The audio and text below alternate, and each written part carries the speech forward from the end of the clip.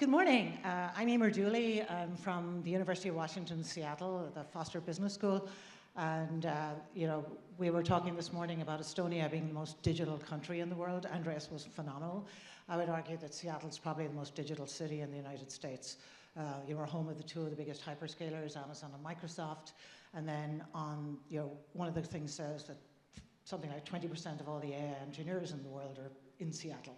But on the health side, we've got things like the Fred Hutchinson Cancer Center, so bone marrow transplants were pioneered in Seattle, University of Washington, so the combination of that computational and biology is one of our streams, which is computational health.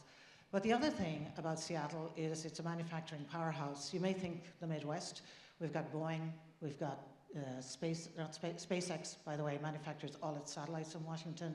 Then we've got Packer, one of the biggest truck companies, Blue Origin. So our second stream is based on that, on manufacturing.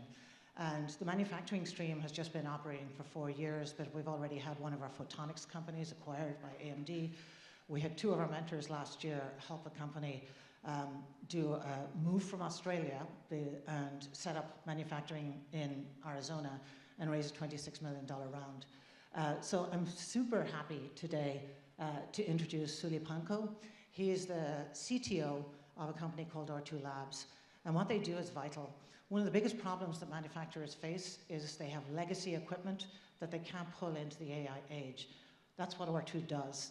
It helps companies that have legacy equipment upgrade and also scale into the new world of what should be the future of US manufacturing. So, Sully.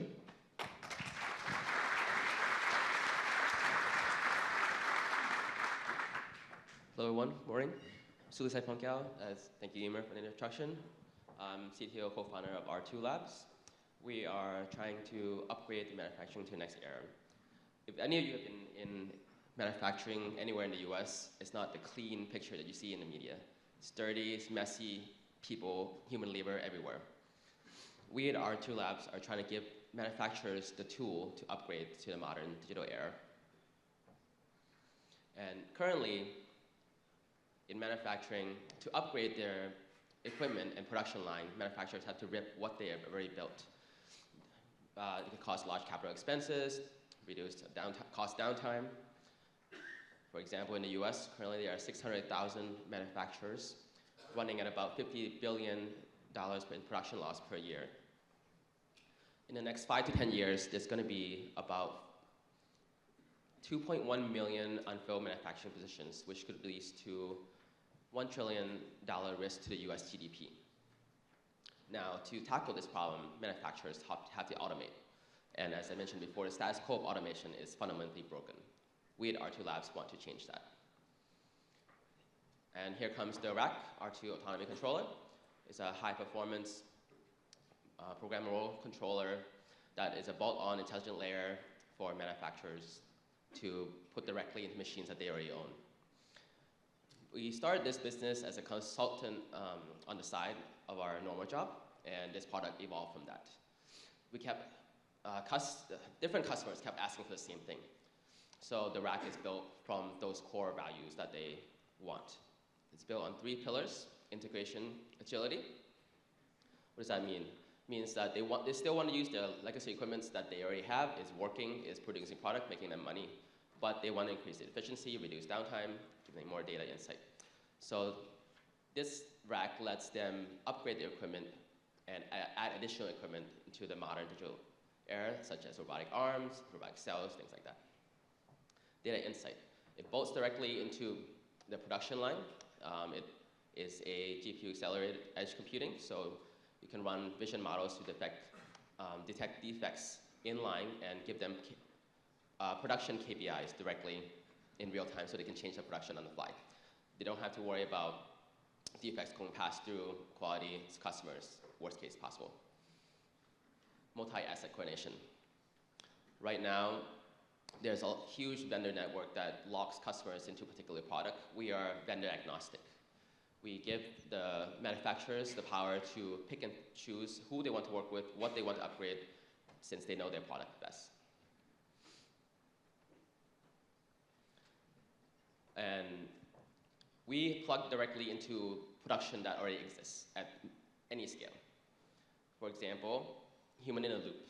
We allow manufacturers to upscale the current worker to work with things like here, AMRs, send them on different missions, reduce the manual labor that's affecting the US manufacturing right now, reduce costs, increase efficiency.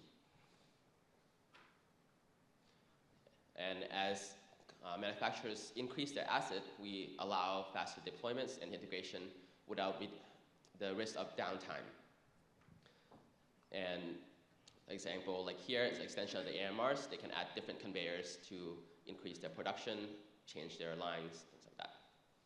And finally, full autonomy. We allow the manufacturers to pick and choose the equipment that they want to fully automate into robotic cells without all the drama of vendor lock-ins.